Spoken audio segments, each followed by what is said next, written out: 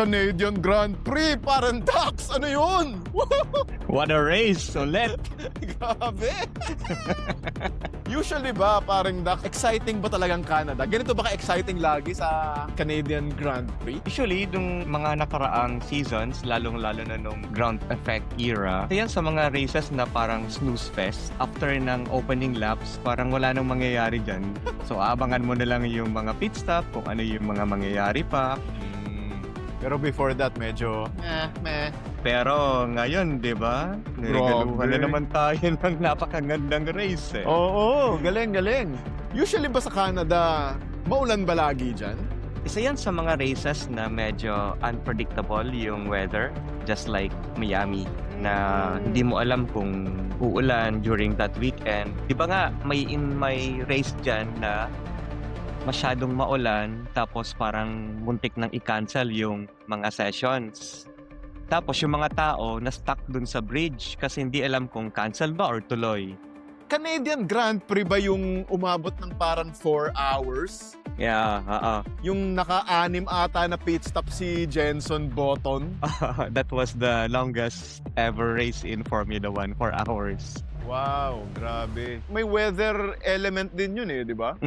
So nag-red flag, tapos naghintay sila na humupa yung ulan hanggang sa ituloy nga ulit yung race na yon. And dun nanalo si Jenson Button when he was driving for McLaren. Kaya nga ngayong Canadian Grand Prix, dahil biglang umulan nung Sunday race day, nagka-leche-leche yung strategy ng mga teams for their tires, di ba? Kasi wala silang data. Wala silang data over the weekend. Oo nga Sprint weekend din. So, isang free practice lang meron sila, di ba? Pag-start pa lang parang mixed eh. May medium, may soft, may intermediate. Sabi ko, anong iniisip ng mga teams na to? Ba't parang iba-iba yung kanilang mga weather forecaster? Ang weather forecaster ng McLaren, si Ernie Baron. Ang Cadillac naman, si Kuya Kim. Isa rin. Nag-intermediate din sila. Alam ko pati Williams ata si Sainz, di ba? Si Sainz. Ay, nako. Mali yung basa nila sa weather. Yung McLaren, sayang Ang ganda ng ungos ni Lando nung start Tapos maling gulong. So wala silang magagawa. The track was drying out fast. Sinuwerte yung mga nasa front row na yung McLaren biglang naging out of contention, di ba? Oo, ang dami nagpasalamat sa McLaren nun. Hindi lang dahil nag-pit sila, pero na-DNF din. Ano yan? Double malas. Oo, tama. Kasi na-stuck sila sa midfield. Talagang magulo doon. Piastri, binangga si Albon. Oo nga kasi extra pit stop agad. Tapos paglabas nila, nasa gitna, nasa traffic na.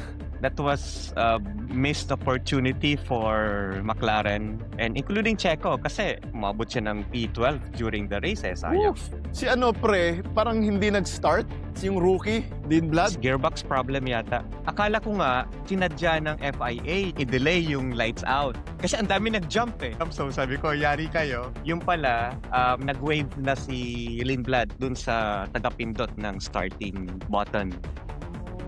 Oo, kasi delikado Pag hindi ka nag-start, baka liparan yung mga kotse sa likod mo. Oo. Parang baka maging rampa. Maging humps. Di ba? Pero nasaan na si Lindblad, di ba? Nasa top 10 ng grid, di ba? Oo. Sayang. Di ba? Sayang yun. Tapos si Lawson ang nakabingwit ng top 10. Kasi imaginein mo, kung nasa top 9, top 10 ata si Arvid nung starting, tapos na DNF si Russell, tapos yung dalawang papaya sa harap. Oo. Pwede mapuntang P6, P5 si Lindblad kung Tama. nagkataon, di ba? Double points yun for Racing Bulls. Oo nga. O, di ba?